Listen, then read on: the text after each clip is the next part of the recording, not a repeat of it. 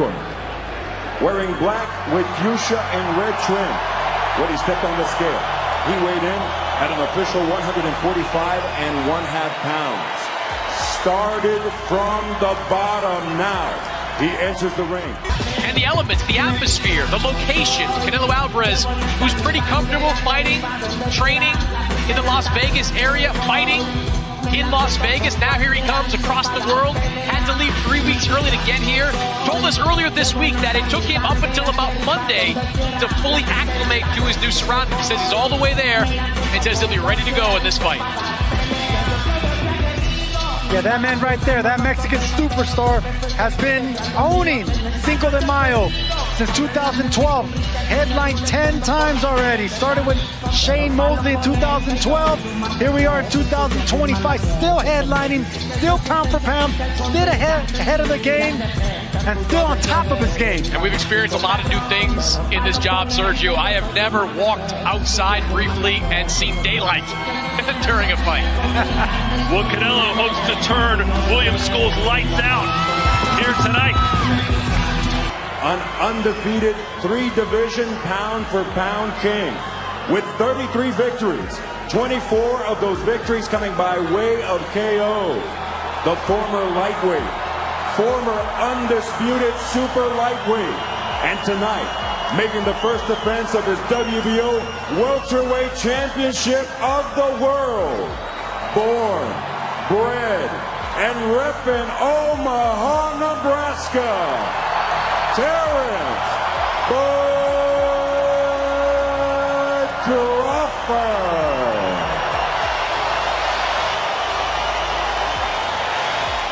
He has returned to Guadalajara in front of his people. This is a spectacle. This is as good as it gets in boxing. You know, we've seen Canelo Alvarez with some elaborate ring walks. We've seen him enjoy those ring walks. I don't think I've seen one quite so elaborate, and I don't think I've seen him enjoy one quite so much. Super middleweight champion of the world, Saul Canelo Alvarez. Canelo Alvarez has not faced as educated. Trying to come with a left uppercut. Good uppercut by Alvarez again. Try to hurt him here. Another big right hand by Canelo. The right hand lead against the lefty. Right. Canelo will have to cut off the ring. There you see a hard jab from Canelo. But Canelo now knows what the... 41 of the wins for Canelo, 26 now. He's trying. I mean, he's giving his best. Crawford on the attack. Oh my, look at it. It's over. Do it. 115, 113, and Steve Weisfeld has it. 115, 113. All three scores go to the winner by unanimous decision from Omaha, Nebraska, USA. He is the new WBA Super Welterweight Champion of the World, Terence Crawford.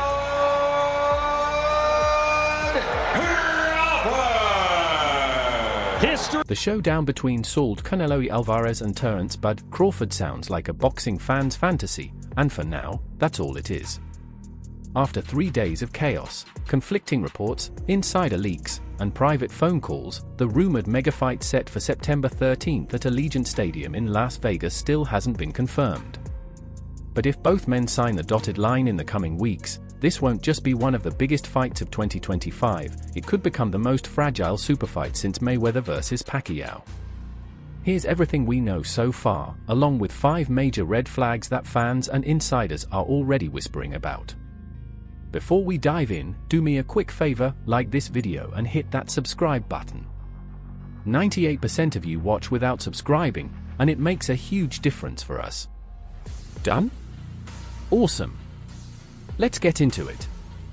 Before Canelo can even dream of facing Crawford under the bright lights of Allegiant Stadium, there's a major roadblock in his way, an upcoming May showdown against unbeaten IBF super middleweight champion William Skull. On paper, this fight is being marketed as a routine warm-up, just another piece of Canelo's annual Cinco de Mayo showcase. But behind the scenes, it's anything but routine. Skull might not be a mainstream name, but make no mistake, the Cuban-born, German-based champion is the real deal. He's coming off a gritty win over Vladimir Siskin and holds the exact IBF belt that Canelo vacated when he opted to chase a payday against Edgar Berlingo. Now, Skull is motivated, active, and riding a wave of momentum. And with the opportunity to face a generational icon like Canelo, what was supposed to be a stay-busy fight is suddenly a high-risk, high-stakes mission.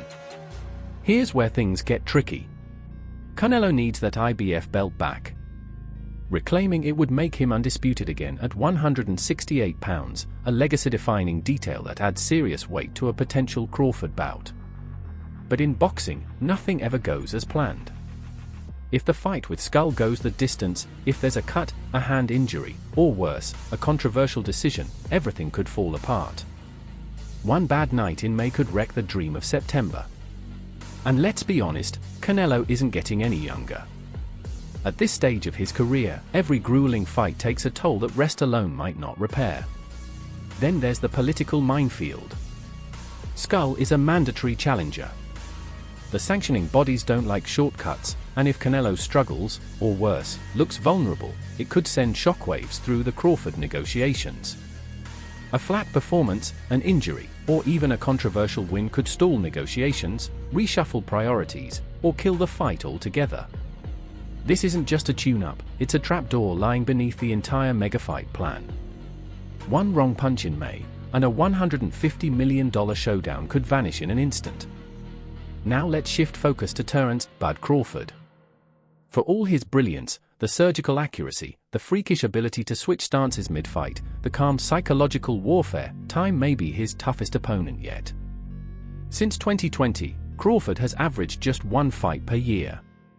That stat reflects as much on boxing's broken system as it does on his own calculated career moves. Sure, the performances have been dominant, none more so than his complete dismantling of Errol Spence Jr., but those long gaps between fights, they are starting to raise serious questions. At 37, Crawford isn't just older than Canelo, he's far less active, and now he's eyeing uncharted territory. His last bout was at 154. Now? He's aiming to jump straight to 168 pounds, a division where the punches are heavier, the clinch is more punishing, and the damage more lasting. This isn't just a move up, it's a leap across a physical and physiological divide. Fighters don't usually thrive when skipping a full weight class, especially not in their late 30s. Reflexes slow. Recovery lags. Timing fades. Even with the perfect training camp, this isn't just about gaining muscle, it's about redesigning a body that was built for speed, precision, and balance at welterweight.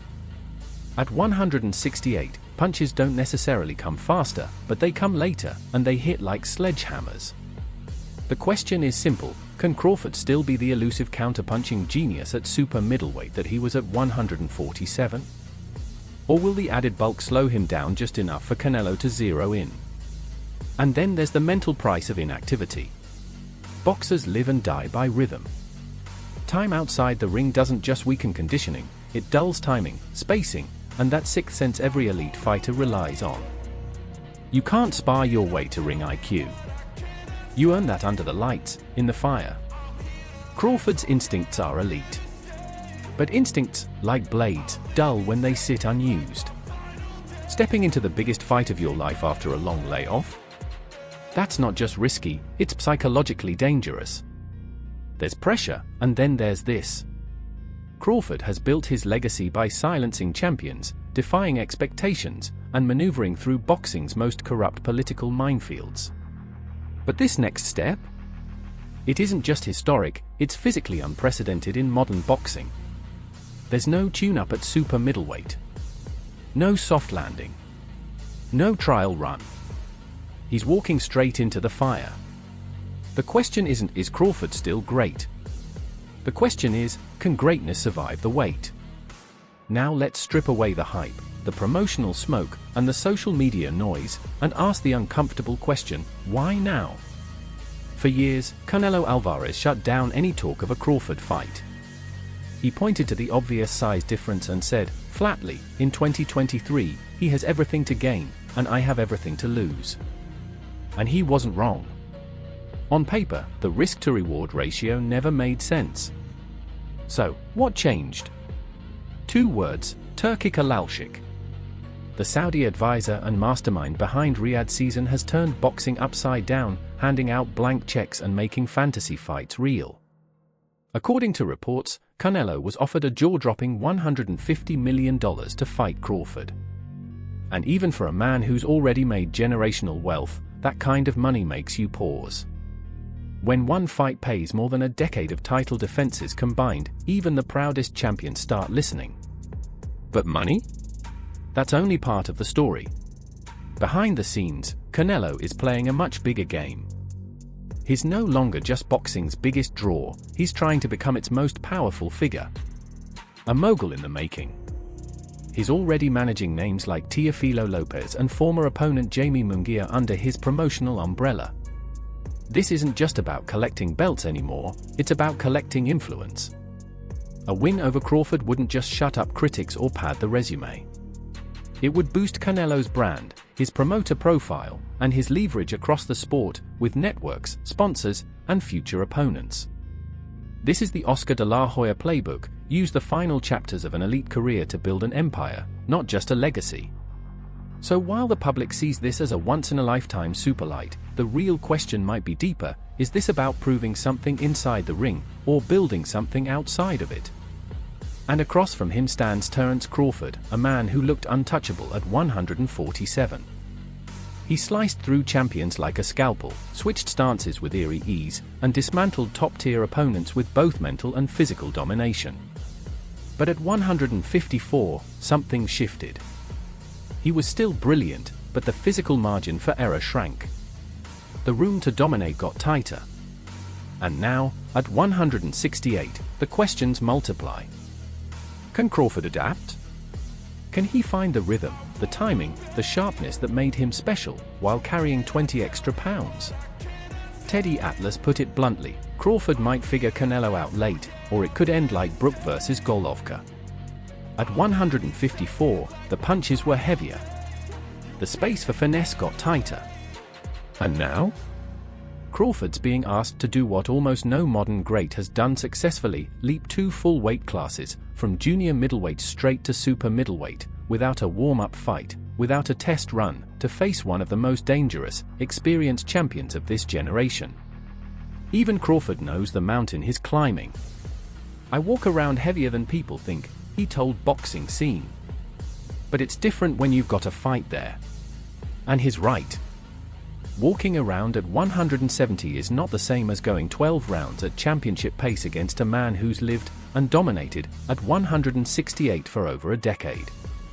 Crawford's brilliance doesn't come from raw strength.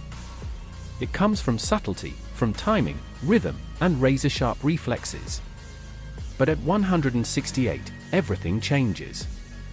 Punches come slower, but they land with thudding weight. Clinch strength becomes a serious factor. Timing windows shrink. Recovery slows. And every weapon in Crawford's arsenal is about to face a brutal stress test. Can he keep his speed while carrying the extra muscle? Will the added weight blunt his footwork? Will his gas tank last into the deep rounds, when Canelo gets most dangerous? And what if it doesn't? History has a cautionary tale. Roy Jones Jr. once jumped to heavyweight and made history, but when he came back down, his body was never the same. The physiological damage was irreversible. The gamble cost him everything. Now the question looms: is Terence Crawford chasing greatness? Or gambling everything he's built to take one last shot at it? At 37, is he walking the same tightrope Roy Jones once did, going all in for legacy without a safety net? There's no acclimation fight. No tune-up. No soft landing. He's going from elite technician to live experiment, in real time, on the biggest stage possible. And there's no undo button if it backfires. This might be a once-in-a-generation superlight. But it's also a traffic jam for 2 entire weight classes, with ripple effects that are already shaking up the sport. Let's start at 154 pounds. Crawford was 1 win away from Crawford was this close to potentially unifying the 154-pound division. A fight with WBC and WBO champ Sebastian Fundora was already being discussed, with a winter clash against Borom Murtazaliev lined up right behind it.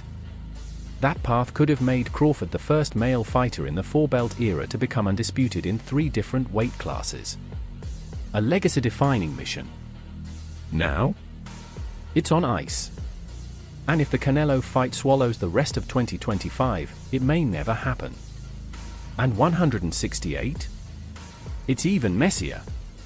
Canelo's lane was jammed before Crawford even stepped into the conversation. You've got David Benavidez, arguably the most avoided man in boxing, still chasing his shot. Young killers like Diego Pacheco and Christian Billy demanding their moment. Mandatory obligations piling up, including William Skull, already locked in for May. But it doesn't end there. Hovering just above is the shadow of 175 pounds. If Dmitry Bivol beats Artur Beterbiev in their undisputed light heavyweight rematch, a Canelo Bicol sequel becomes historic, a chance to crown the first undisputed champ at 175 in the 4-belt era. But that only happens if Canelo gets past Crawford. And here's the risk: if anything delays or derails Canelo versus Crawford, an injury, a contract dispute, or just boxing being boxing, 2 divisions and half a dozen contenders get put on hold.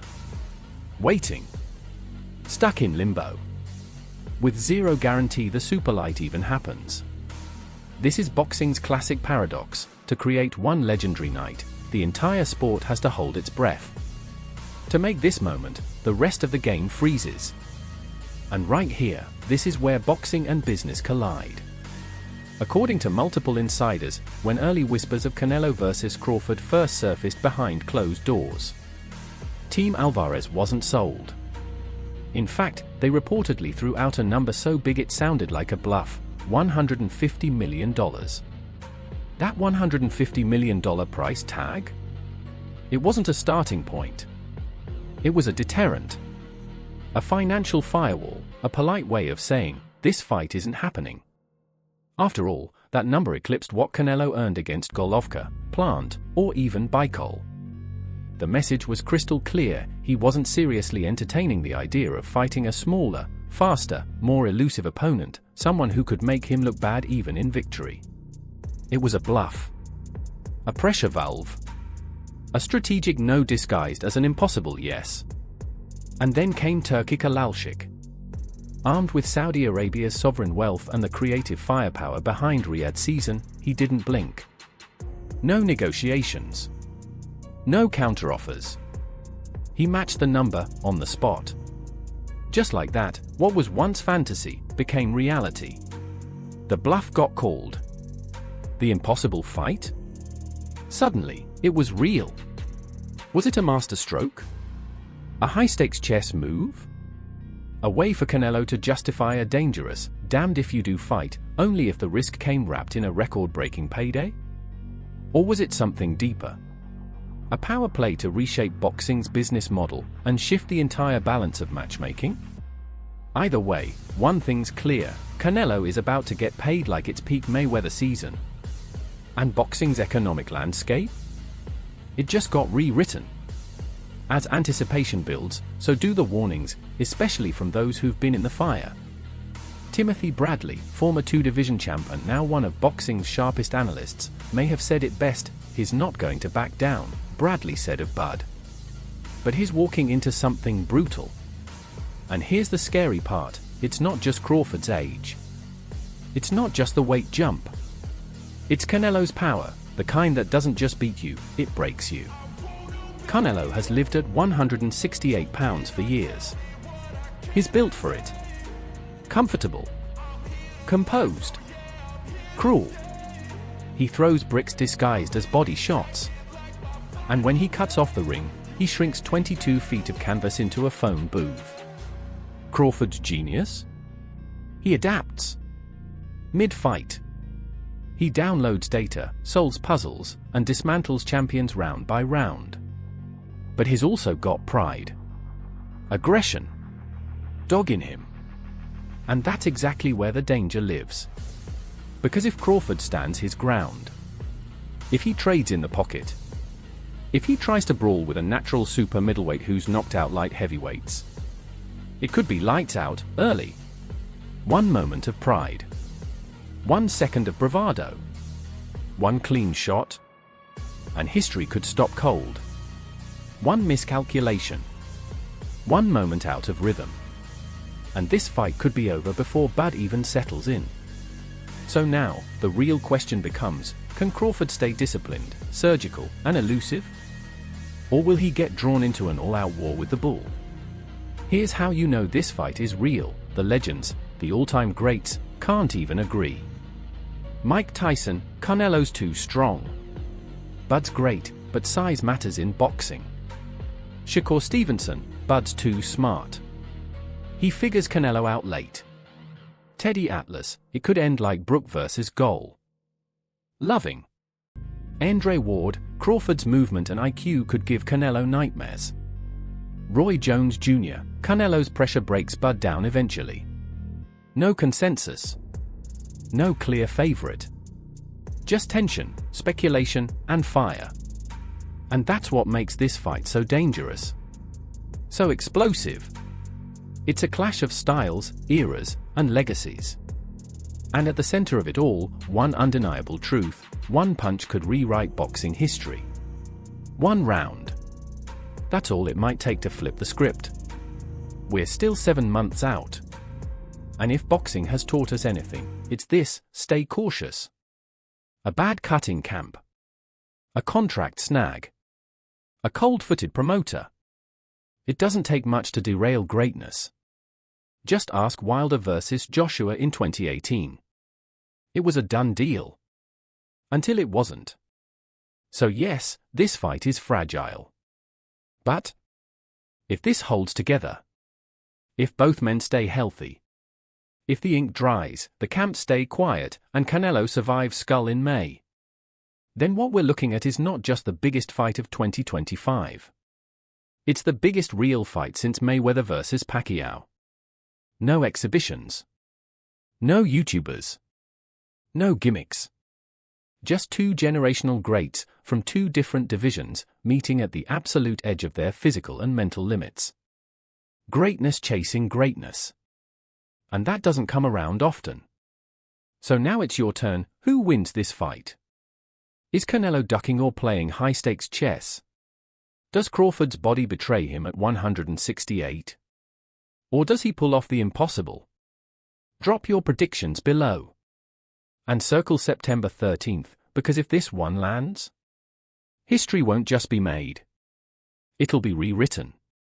If you enjoyed this deep dive, do me a favor, like this video to support the channel. Subscribe to Boxing Edge for the latest updates, breakdowns, and insider analysis. And don't forget to hit the bell so you never miss a punch. Boxing's about to change. And we'll be right here for every twist, turn, and thunderous round.